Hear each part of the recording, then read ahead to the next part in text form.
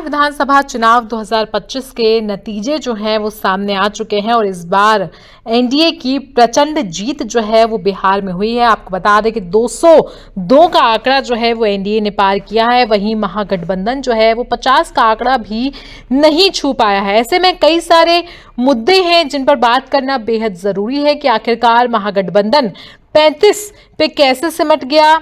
6 seat सिर्फ कांग्रेस ला पाती है, बाकी कुल 20-25 सीटें जो हैं तेजस्वी यादव के खाते में आती हैं। और आखिरकार क्यों इतनी बड़ी, किस तरीके से इन लोगों ने चूक की है कि ये लोग बिहार में 50 का आंकड़ा भी नहीं छू पाए। वहीं आपको बता दें कि 202 का आंकड़ा, ये जो जादुई आंकड़ा है, 243 में से 202 एनडीए ने पार किया है। मतलब पूर्ण बहुमत की सरकार यहां पर एनडीए की बनती हुई दिखाई दे रही है। आपको बता दें कि नीतीश कुमार के सीएम बनने को लेकर कई सारे कयास लग रहे थे। ऐसे में बिहार में टाइगर जिंदा है कि पोस्टर लगाए गए, जिससे ये साफ होता है कि नीतीश कुमार एक बार फिर से बिहार में बतौर सीएम वापसी करने वाले हैं। और लेकिन फिलहाल जब राज्य सरकार का गठन होगा तो ये देखने वाली बात है कि विधायक दल के नेता इस बार भी क्या नीतीश कुमार को सीएम पद के लिए चुनते हैं या फिर इस बार कोई नया नाम जो है वो एनडीए की ओर से सामने आने वाला है। आपको बता दें कि बिहार में बीजेपी और एनडीए की इतनी प्रचंड जीत के बाद जो है बीजेपी मुख्यालय में भारी जश्न मनाया गया। पीएम मोदी समेत तमाम बीजेपी के बड़े नेता जो हैं यहां पर पहुंचे हुए थे और मोदी के नारों के बीच प्रधानमंत्री ने कार से उतरते ही गमछा लहराकर लोगों का अभिवादन किया। इससे पहले आपको याद होगा कि चुनाव प्रचार के दौरान मुजफ्फरपुर में मोदी ने गमछे को हवा में लहराया था, जिसका वीडियो खूब वायरल हुआ था। और अब ये वाला जो जीत के बाद वाला वीडियो भी है सोशल मीडिया पर काफी तेजी से वायरल है। इससे पहले भी आपको बता दें कि कई मौकों पर जो है वो गमछा लहराकर काफी सारे संदेश दे चुके हैं। ऐसे में इन समीकरणों को जानना बेहद जरूरी हो जाता है कि आखिरकार पीएम मोदी की ये जो गमछे वाली राजनीति है इसके क्या कुछ मायने सामने निकल कर आते हैं। आपको बता दें कि पीएम मोदी का ये गमछा लहराना दरअसल एक बड़े राजनीतिक संदेश की तरह है। गमछे को मेहनतकश लोगों की पहचान माना जाता है। आपको बता दें बिहार में जितने भी लेबर और मजदूर क्लास होती है, जो लोग भी मेहनत करते हैं, जो लोग भी धूप में तपते हैं, जिनको पसीना आता है,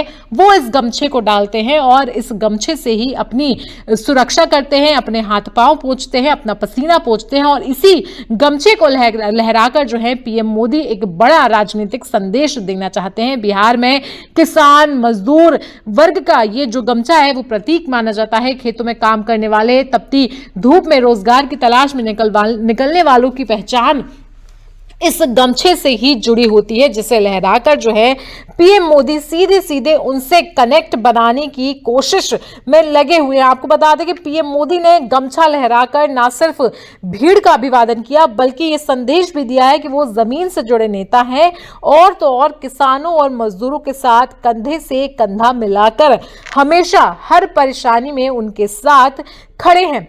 31 अक्टूबर को जब मुजफ्फरपुर की रैली में पीएम मोदी ने हेलीकॉप्टर से उतरकर ही गमछा लहराया था, उसके बाद मधुबनी प्रिंट वाले गमछे को उन्होंने करीब 30 सेकंड तक लहराया, जिसका वीडियो खूब वायरल हुआ था और लोग जो है काफी ज्यादा इस वीडियो को पसंद कर रहे थे। उसके बाद आपको बता दें कि उससे पहले भी अगस्त के महीने में पीएम मोदी ने औता सिमरैया पुल के उद्घाटन के दौरान भी एक गमछा लहराकर लोगों का अभिवादन किया था, जिस टाइम लोगों को ये काफी उनका ये जो एक तरीके से कह सकते हैं कि ये जो इनका स्टेप था लोगों के प्रति ये काफी ज्यादा पसंद किया गया था। आपको बता दें कि बिहार में बीजेपी और एनडीए की प्रचंड जीत को लेकर पीएम मोदी के आने वाले पहले से ही दिल्ली में बीजेपी मुख्यालय पर जबरदस्त जोश का माहौल दिखाई दिया। अमित जेपी नड्डा हो, राजनाथ सिंह हो, तमाम बीजेपी के बड़े नेता पीएम मोदी से पहले यहां पर पहुंच चुके थे। वहीं बीजेपी की समर्थकों का हुजूम जो है यहां पर उमड़ा हुआ था, काफी ज्यादा ढोल नगाड़े बजाए गए। दिन भर ही जो था 14 नवंबर 2025 बीजेपी के लिए खास था, खास साथ साथ एनडीए के लिए भी खास था। वहीं बीजेपी ने ना सिर्फ बिहार में सत्ता में वापसी की है बल्कि बिहार में सबसे ज्यादा 89 सीटों के साथ जो है बीजेपी बिहार में सबसे ज्यादा सीट वाली पार्टी हो चुकी है। आपको बता दें इसके बाद जो है वो जेडीयू है जिसके पास 85 सीटें बिहार में आई हैं। वहीं राष्ट्रीय जनता दल यानी कि लालू यादव, तेजस्वी यादव की पार्टी जो है महज 25 सीटों पर ही सिमटती रह गई है। वहीं मोदी के हनुमान कहे जाने वाले चिराग पासवान का बेहतर प्रदर्शन यहां पर सामने निकल कर आया है, जहां पर उन्होंने 29 सीटों में से 19 सीटें अपने नाम की हैं। आपको बता दें कि चिराग पासवान ने लड़ झगड़ कर जिद कर करके अपने नाम जो है 29 सीटें की थी, जिसमें से 19 सीटों पर उन्होंने जीत कर दिखाया है। वहीं कांग्रेस की बात की जाए तो कांग्रेस यहां पर डबल डिजिट यानी कि 10 का आंकड़ा भी वो नहीं क्रॉस कर पाई है और सिर्फ 6 सीटों पर सिमटती हुई रह गई है। कांग्रेस की बात की जाए तो कांग्रेस यहां पर बहुत ही ज्यादा बुरे हाल में है, जहां पर राहुल गांधी, तेजस्वी यादव और वीआईपी के जो हैं मुकेश सहनी, जिनकी पार्टी का एक भी सीट नहीं आई है, उन्होंने कई बड़े दावे किए। कई जगहों उन्होंने लिख करके दिया कि हम जो है 14 नवंबर को सत्ता में वापसी करने वाले हैं, जंगल राज जो है यहां पर खत्म होने वाला है और जो सुशासन बाबू हैं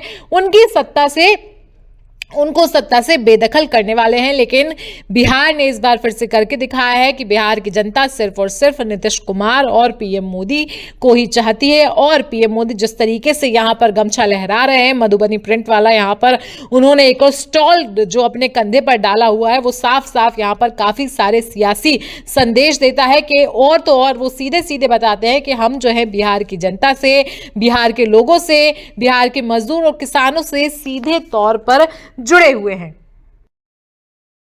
साथियों, कांग्रेस की राजनीति का आधार अब सिर्फ और सिर्फ नेगेटिव पॉलिटिक्स हो गया है। कभी चौकीदार चोर है का नारा, संसद का समय बर्बाद करना, हर इंस्टीट्यूशन को अटैक करना, कभी ईवीएम पर सवाल, कभी चुनाव आयोग को गाली, कभी वोट चोरी का मनगढ़ंत झूठा आरोप, जाति और धर्म के आधार पर लोगों को बांटना, देश के बजाय देश के दुश्मनों के एजेंडे को आगे लाना। कांग्रेस के पास देश के लिए कोई पॉजिटिव विजन नहीं है। सच्चाई यह है कि आज कांग्रेस, और मैं बहुत गंभीरता के साथ कहता हूं, आज कांग्रेस मुस्लिम लीगी माओवादी कांग्रेस यानी एमएमसी बन गई है।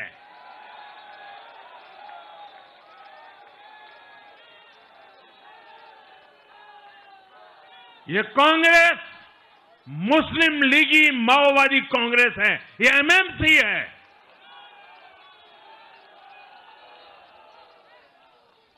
और कांग्रेस का पूरा एजेंडा अब इसी पर चलता है। और इसलिए अब कांग्रेस के भीतर भी एक अलग धड़ा पैदा हो रहा है, जो इस नेगेटिव पॉलिटिक्स से असहज है। ये जो कांग्रेस के नामदार हैं, ये जिस रास्ते पर कांग्रेस को लेकर चल रहे हैं, इसके प्रति घोर निराशा, घोर नाराजगी अंदर ही अंदर पनप रही है। और मुझे तो आशंका है, हो सकता है कि आगे कांग्रेस का एक और बड़ा विभाजन हो। और साथियों, कांग्रेस के जो सहयोगी दल हैं, वो भी समझने लगे हैं कि कांग्रेस अपनी नेगेटिव पॉलिटिक्स में सबको एक साथ डुबो रही है। और आपको याद होगा, इसीलिए ही तो मैंने बिहार चुनाव के दौरान भी कहा था कि कांग्रेस के नामदार तालाब में डुबकी लगाकर बिहार चुनाव में खुद डूबने और दूसरों को डुबेने की प्रैक्टिस कर रहे हैं।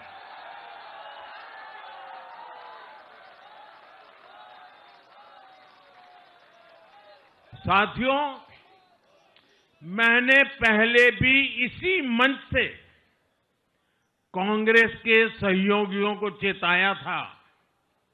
मैंने कहा था कि कांग्रेस एक लायबिलिटी है। कांग्रेस एक ऐसी परजीवी है जो अपने सहयोगियों के वोट बैंक को निगलकर अपनी वापसी करना चाहती है।